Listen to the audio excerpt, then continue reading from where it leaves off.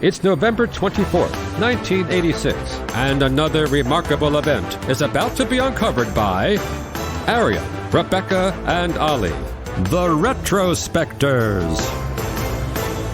John Eastman was the salesman, and the Windsor Shower Companion was the product that launched TV shopping channel QVC Today in History in 1986, when for just $11.49 you too could get your hands on an innovative and handy waterproof AM/FM clock radio. Just pick up the phone and we'll send it right to your home. That's quality, value and convenience. You really did miss your calling, Olly. Who's to say I've missed it? This is your future. What's really astounding is when you look at the numbers and see the sheer amount of money that QVC made. By January 1988, the end of the first fiscal year in operation, the company had sold $112 million worth of stuff. And in 1995, it would rake in $1.6 billion as, in the words of a slightly sniffy New York Times article, it established a reputation as the world's foremost purveyor of simulated gems, macrame sweaters, and coffee table knickknacks.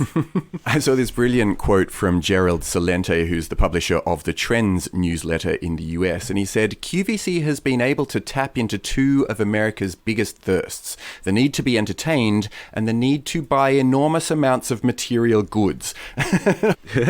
So QVC was developed by Joe Segel, who was formerly the founder of the Franklin Mint. It's a fascinating sort of dual company heritage he had, because also the Franklin Mint can be seen as this incredible American success story that's turned over loads of money and created a whole market that didn't exist before, but also can be seen as selling tat to old people. Like, who needs a commemorative coin that isn't a real coin? But that was his background. And he created QVC as an alternative to the home shopping network that had also launched in 1986. He watched that at home and basically thought, I can do better than this.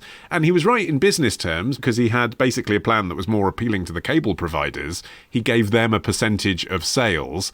In return, QVC got higher channel assignment and therefore more people watching, and therefore he could multiply his revenues. But I think he was also right and had this uncanny ability to spot exactly how to talk to people. He was right that the way that you should sell on TV shopping networks is to talk to people in a way that doesn't feel like you're selling to them at all. They're not walking past a market stall. They're spending time with you. They've invited you into their sitting room and they want to be talked to like you're their friend. And also, Segel had attracted the interest of some seriously heavyweight backers, like Ralph Roberts, who at the time was the chairman of Comcast. And pretty much as soon as they hit the airwaves, they set about aggressively buying up their smaller competitors. You had networks like the Cable Value Network and the Fashion Network, as well as smaller channels, clearing the field until really only the Home Shopping Network remained as a serious rival. Because of anti-monopoly laws, they couldn't buy out the Home Shopping Network until 2017. Until 2017. Until 2017. Backyard chat was the rubric they used, like a neighbour talking over the fence to you. Hey, check out my grill. And Segel was so good at building that parasocial relationship precisely through eschewing the hard selling tactics, the relaxed atmosphere, the fact that the classic QVC sets are dressed like homes. They're not dressed like shiny demo spaces. It is as though you've entered the presenter's home. Because not only did QVC fundamentally understand that people are watching for companionship to some degree, but also that shopping, particularly in a consumerist society like the US, shopping is an emotional as well as a transactional activity. It's not just leisure, it's not just entertainment, it is also comfort, and making people feel comfortable is a huge part of that experience too. And the range of products that QVC has sold over the years, I think, is also part of its appeal, that you can tune in and you can see kind of, you know, products that you might like to buy that seem fairly sensible, and a lot of their beauty products fall into that category. But then you can find other just bananas things. I was wondering what your secret was, Arion. Yeah. Well, so is that a Joan Rivers necklace? It takes a long time to look this composed for my podcasting. But alongside all of that, over the years, they've also sold baby shark costumes for adults. That particular product was $43. They had colourful toilet seat night lights that kind of illuminate the bowl so that you don't have to light up the whole house and great. Disrupt people.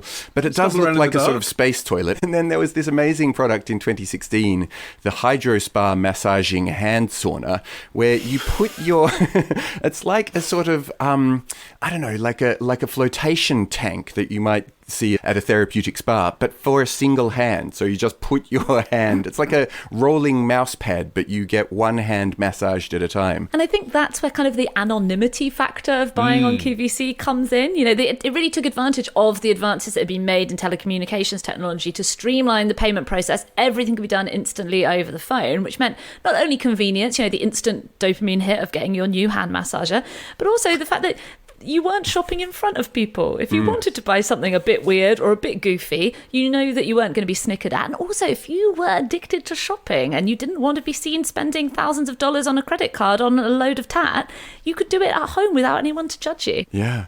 I mean, part of that compulsion to buy is driven by the fact that even though it appears very loose and informal, nothing on the show is terribly spontaneous, because apparently QVC's control room sees their sales statistics in real time, and so they can correlate a presenter's behavior with spikes in sales. And so you get these curious sort of actions or phrases or even wardrobe choices that appear to be just sort of quirky behavior on the part of the presenter, but actually it's being driven by the fact that they know that that is going to help sell things. So one of the hosts, Joe Sugarman, found that when he wore a loud tie, that helped him sell more products. And another of the hosts, David Venable, found that he can sort of bump up his sales numbers when he does this happy dance, which I must say, having learnt that this was the case, I then had to watch him do his happy dance, and it's particularly appealing. He basically puts something delicious in his mouth and then does this little dance going, happy dance, happy dance. And then Arion bought 10 shower radios. Exactly.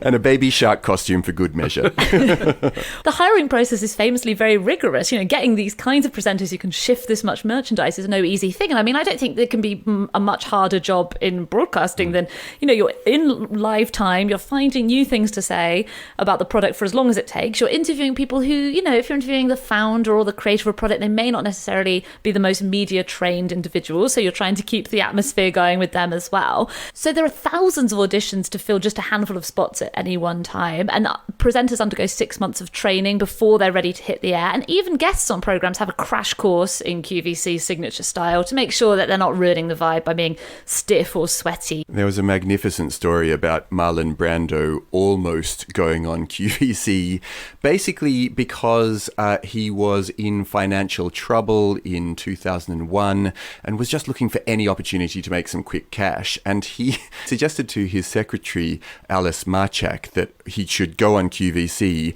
and sell some of his genius ideas. But his genius ideas were things like an earthquake-proof house.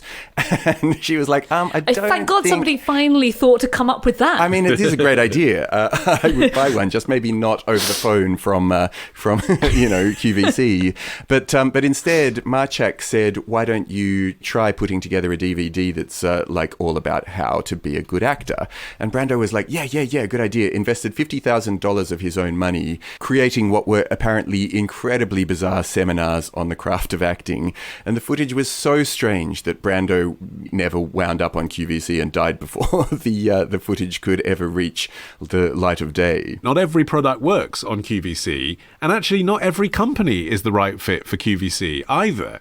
When it goes well, you might rocket through the same amount of stock in one day that you might do in a department store in a year. But when it goes badly, QVC are famous for returning stock to you that they haven't sold and asking for their money back. So it can be really financially ruinous for some companies at the same time as being a lifeline for others. Yes, I wonder into which category the Cush breast support comfort pillow fell, which sold for $32.69, and it was a hard device that you could place between your breasts while sleeping at night.